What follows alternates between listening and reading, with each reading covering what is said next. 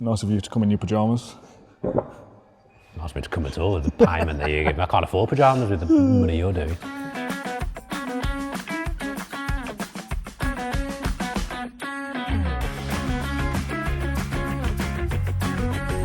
Hello and welcome to the Claret Blue podcast, a bonus Q&A for you, the second of the week. Now, we're filming this before Spurs, but this is coming out after Spurs. So, first question I said on Twitter, oh, this is after Spurs. So all the first ones that came through were, oh, what did you think about the hat-trick that so-and-so scored?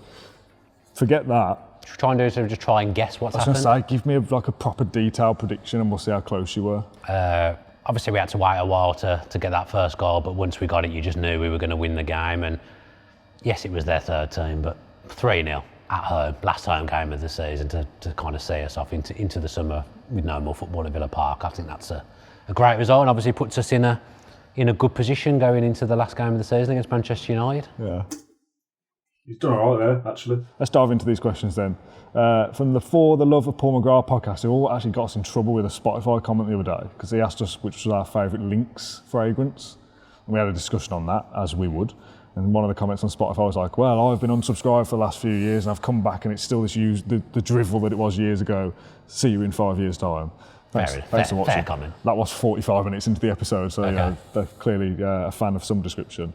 So Neil's already stitched up once. He says, if Dan had to choose any current Villa player to play a two-player team EAFC tournament with, who are you picking? So they're on my team? Yeah. Is it like you both control the same team? Yeah. Okay.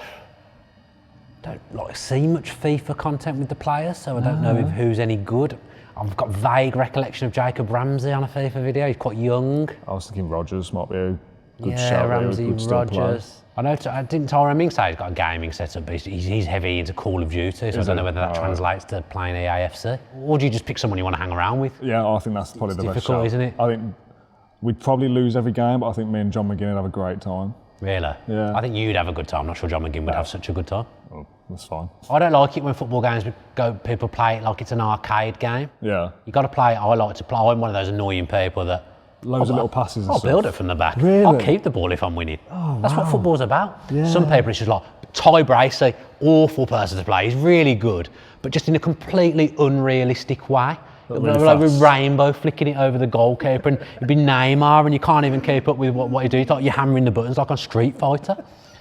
I like to play properly. Adam Wright says, both of you have done amazing and worked so hard to become fully fledged professionals in the media world, and I doff my cap to you both. But do you miss any element of 100% fan-led media? I don't really miss anything, but in the sense of, and this is a bit of a cop-out, not much has changed. No, we're still doing the same things, aren't we? Yeah. Really, just this our is own professional, way. Like us talking crap, sure. you know what I mean? Sure. Like when we did, maybe we had a bit more free reign. Yeah. Like we did the tea brews, which I know you hated, but people obviously did enjoy them. I'll tell you what I do miss, and this isn't really like a fan media thing, and you've probably replicated it to an extent, whereas I'm obviously in lots of different places and doing it with people remotely in the main. Like, I do think that podcast that we used to do on a Villa View, like that was proper ahead of its time. Yeah. Everyone's doing that kind of thing now. Yeah. And going back, 2017? Yeah, like 18? Doing that with Tom every week. Yeah. There's no reason why I couldn't do that I can't do it with Tom because he doesn't live here anymore. But, I missed that. I did like that. I don't think I appreciated at the time how good that was and how much people enjoyed it. Weird as well, because that really is kind of like old school podcast, like once a week. Every Wednesday or whatever, in person, proper microphones, like we're going to talk for an hour. Now it's like, this is, Claret Blue is a podcast, but we do lots more, we do video stuff. Yeah, it's changed, hasn't it? Yeah. It was ahead of its time a little bit though. Yeah, and it's like, we did that walk around Wembley and did the video there. Yeah. Then we've managed to do that for Claret and Blue. Yeah. Oscar says, if Watkins was to leave, who'd be your ideal replacement? And I don't want to hear, we can't replace him, chat. Give me a name. Is that Oscar Zaremba? No. Or just say Oscar. There's an Oscar Zaremba who watches our show on YouTube every week and who always leaves good comments. So I just wanted to know whether it was the same Oscar. No, I mean. I don't think we can replace him, but I will humour Oscar and I'll answer the question. Realistic? Is it Delap? I know we've done all the videos today and we've spoken about Delap a little bit, but feels a bit too simplistic, that. Yeah. Because you always kind of think, is there like, people say like Jonathan David. Yeah. I'm not convinced by that. I think that's a big risk. For different reasons, yeah. Trying to think of a more interesting answer than Delap, and I'm not convinced I've got one, but then the people who sit there and think these two don't know anything about football. That'd be 50% right.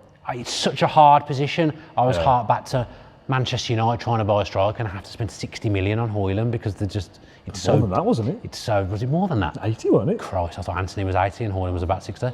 And you think it's so difficult to do. I'll say Delap, because it's boring and it's probably too easy just to go like, one English striker, another English striker, and he's young, he's just been relegated, he's got a release clause. Like, it all feels a bit like...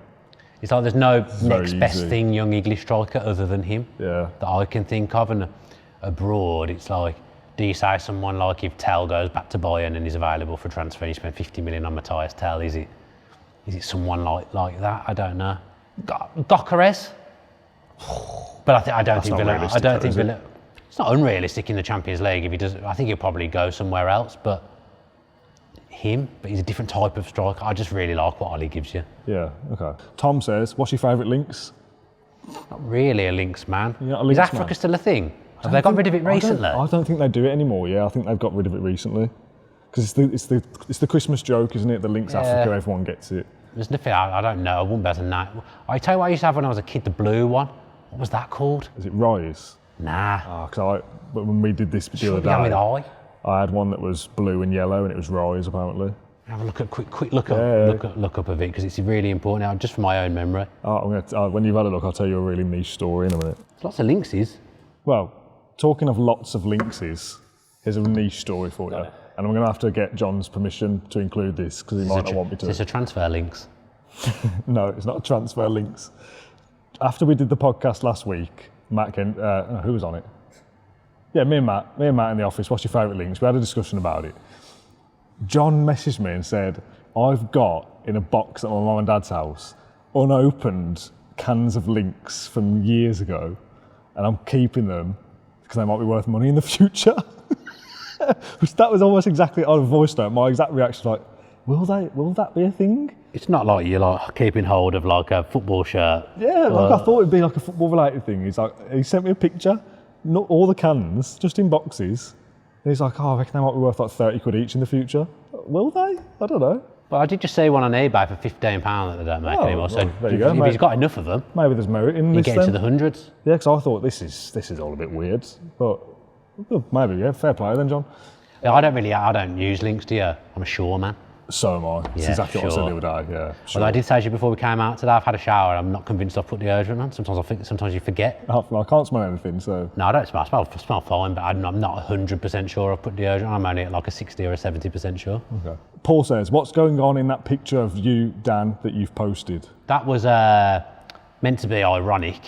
Was it? Like kind of taking the mick that certain people do this on videos of like put their face on like the thumbnail when something's happened.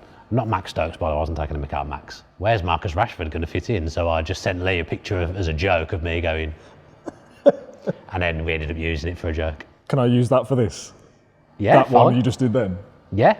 Okay, James says, Enzo, Illing Jr., Douglas Luiz, Kellerman, Tim and Dobbin, all PSR deals that could arguably, apart from Enzo, be described as transfers that have harmed or halted the progression of 5 careers. Beyond restraining clubs' ambitions, surely over time players are having their careers and progress affected. Surely there has to be a better system to allow ambition, limit debt, but not to the detriment of players. It's quite an interesting angle actually that I've not really thought about. Well, it's not really a question, is it? But I know, I suppose it is. Because we always think about the dealings from a club perspective, how does this benefit Villa? But they are individuals with career aspirations, and the likes of a Kellyman moving from Villa to Chelsea, not playing because he's injured, but his career path maybe looks totally different now because Villa needed to get out of a PSR hole. I think initially Kellerman didn't want to go, and he had a good chance of making it at Villa, but there's no guarantees. No, true. So once he's made that move, forget the transfer fee, and forget that his career has stalled. Obviously, injury's a big factor there. He's had a massive signing on fee. He'll now be on massive wages, guaranteed for like 5-6 years. Yeah. Like for him, from a footballer's perspective, although it may not necessarily better his career, he's looked after himself in something that wasn't guaranteed. So he's a slightly different case, I would say. Dobbins just not worked at all. He had 2 loans. Yeah. Neither have been massively successful. Villa are trying to negotiate him to extend go it, to Norwich again. Yeah. I think he's a valid point. What he's trying to say is a completely valid point. Yeah, I totally agree, and I've never really thought about it before from the player's perspective. That Kendrick's said like the pawns of PSR, like a chessboard. He's right. Just a move, isn't it? But it's an individual with a career. And the thing is, we're going to see more of it again this summer. 100%. Irish Villa says, Malen. Is that the chant? I guess so, but I didn't want to commit to the chant. Malen. Chant's not great, is it, for one? It's like so many of our chants. Yeah. There's no question there, but just a discussion on him, I guess. We touched on it in a video we did last week about kind of transfers going on to be more successful after the fact kind of thing. I said to you on Twitter at one point that he will score a winner at Wembley. That didn't go well. But I do think he'll be important next year. Yeah, same. I bloody love him, I do. I'm going to get him on my shirt next season. Oh, yeah. I'm one of them, yeah. I think he's brilliant. I think every single time he's come onto the pitch, man, it's been mainly from the bench. He's done something that's made me think, yeah, I agree. I really liked that. Yeah. Even if he's just had 5 minutes, he's done a turn or just... So he came on against Chelsea, didn't he, when we won 2-1 before we went on this great run. And I think him coming on actually swung the game in our favour in that game. So he's just done lots of little things that I've really, really liked. He's rapid. He's quite an old school, but a bit like McGinn in a way. Like a little bit old school, like the way he moves. Yeah. I really, really like him. I love that. I like it when a player you can kind of associate with like a trademark, kind of run or finish or... Shot across the keeper. Shot across the keeper. Yeah, them 2 finishes were unbelievable. Yeah, I really like that. What's Marlon's 2026 look like? What is... Like output-wise, is he kind of top goal scorer? No. Kind of aspirations? Should he be getting double figures? Like, what's the kind of output required of a player like him? I think we're looking at 15 goal contributions. Looking at the Bailey of last year? Yeah, possibly. I don't think he's that type of player in terms of assists. But if he gets in those kind of positions, though, if he doesn't score, it might just fall to somebody else and they score. Yeah, I think you're looking at 15 goal contributions. Yeah. There's a few more from Oscar that are silly questions, so I'm going to have this as the Oscar section. So the next few questions are all from him. Thanks, Oscar. I say silly, non-footballing, I guess. First one is, if you had a choice to bring back any Villa player from the past to improve the current 11, who would you pick? Could argue we need another right back to compete with Cash, but then we haven't got many loads of right backs, so that options. would be a waste. Yeah. Quite happy with central midfield options. Probably, just because I think he'd fit into the team well. I've started that with no idea who I was. I was hoping something was going to come to me as I started speaking. And you know what I think would be good for the system? Go on. Prime Milner on the right hand side. I know he was better in the middle afterwards. White, so but then you have your right back not be Cash, your right back proper attacking, and Milner kind of being the inside player. It's hard these kind of questions because back in the day, you could literally pick anyone because we were so poor. Yeah. I don't think we'll get. It's hard to upgrade on Kamara and Tielemans. Won't be popular, this. Like, Grealish, prime Grealish as a central 10 would rip it up under Emre. If Blues had to win the Champions League for Villa to potentially win it themselves, would you take that? Otherwise, Villa never compete in the Champions League again. So if I don't accept this, we're never in the Champions League. Well, I don't know whether you take compete to be literal, we're never in it, or we're never competitive in it. But I suppose, so kind of the same thing. The way I will look at this is that yes, I will take it because I don't know. I could say they've won the new Champions League first. I don't think I would take that. Only reason I'm saying it is because they'd obviously win it, and they'd give Villa fans a load of abuse for 12 months. You reckon we'd win it straight away? Oh, I thought that was the question. Potential to win it? Oh, potential? Oh, no, I wouldn't take it then. I thought it was a cert. No. If Blues had to win it for Villa to potentially win it themselves. No, then. No, I wouldn't. No, I couldn't. Unless it was guaranteed, there'd be no reason. And it was in a specific time frame, because I couldn't be waiting 20 years for us to win the Champions League after they've won it. If they won it and we won it 12 months later, like you said, that's more palatable. I still wouldn't like the fact that they were first. Like, you've done it, but we've done it straight after. I wasn't anyway. really pleased when they won the League Cup. No, I wasn't. Terrific. They knocked us out on the way through as well. Yeah, I remember it very well. That was a horrifying. That was like how I felt when Villa have lost cup finals when Blues won that cup final. Yeah. The way it came about as well. Arsenal killing us. Yeah. Is it Koscielny and Chesney? I just thought, it never entered my mind that day that they would win that cup. No, I didn't. But Van Persie was the season, he got about 30 goals in the Premier League as well. Yeah, terrible. Absolutely terrible. And the final question, if every time Villa won a game, you had to eat a chocolate cake, Bruce from Matilda style. Okay. You aware of Bruce from Matilda? What's his second name? Bog Trotter. That's it, Bog Trotter. How many wins could you take on? Well, I've just got to eat a cake after every game. A big cake, shoveling it in.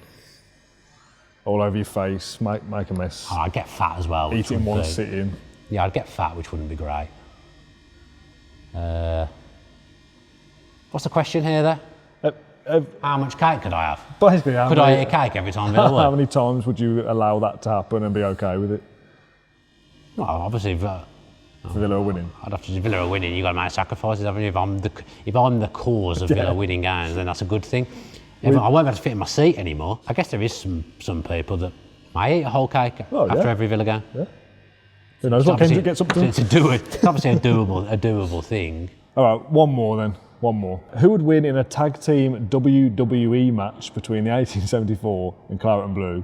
Both of you get to pick your partner who is featured on the show. Oh, you've got to go for Kendrick, the Big Show. I'm hoping that we would just be like bruisers, throw our weight around. We'd be really unfit, but just like... They're probably not up to date with WWE. No, I'm not. I've got no idea what this looks like. That's probably a thing. Is this wrestling? Yeah. I think me and Kendrick would both struggle against any of your lot. Same with the Fitter podcast. I think you're fitter, yeah. I'd probably take Greg.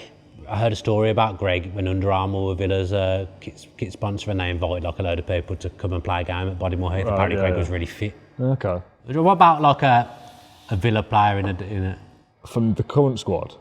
Current and then an ex-player. You've got to go Mings. Yeah, it used to be Diego Carlos, wouldn't it? Yeah, big, physical, tall.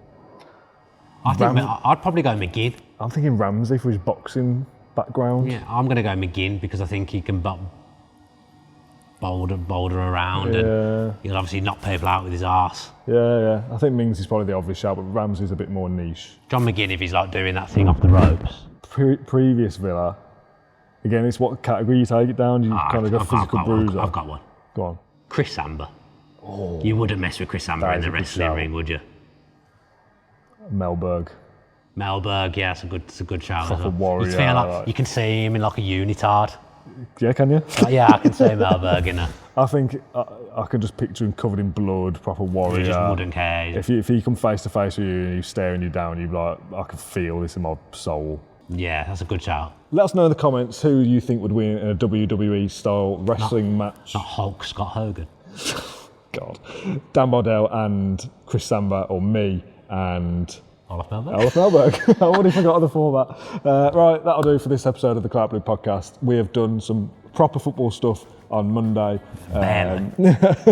after the Spurs game, and we'll be back to preview Man United in the final day of the season in the next couple of days. So thank you very much for watching or listening. Thanks to you, Dan Bardell. Thanks to Hockley Social Club as well for letting us film here. There are still tickets available. Actually, I hope there aren't, because this is coming out next week, so maybe it's sold out. But thanks for watching or listening, and we'll see you again in a couple of days.